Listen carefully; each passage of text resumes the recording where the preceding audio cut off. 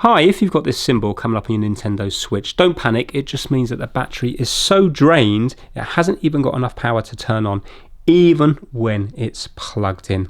The problem is, often, even when you leave it plugged in for a while, it still won't turn on because right now the battery's so flat, it's taking what little power it can from the adapter just to have the screen lit up here.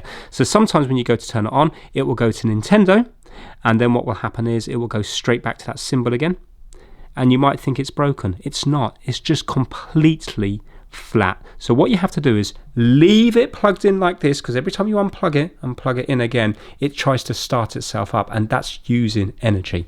So leave it just like this with that symbol there. Get the power button, this little button just here, and hold it down for about 20 seconds. So I'm holding it now until that goes off there. So we're forcing this to close down now while it's still plugged in.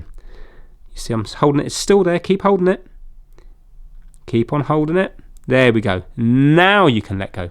Right now the screen's gone off, not trying to turn itself on, but yet it's still charging. So now all of the charge is going to be going into the battery rather than trying to turn on the screen and rather than constantly trying to reboot it. So just walk away now for about half an hour or 45 minutes, and when you come back there should just be enough energy to turn it on, and then you can see that your Nintendo Switch isn't broken, it just needs a good charge. So I'm going to come back to this now in about half an hour's time. So it's 3:15. I'm going to come back at around 3:45.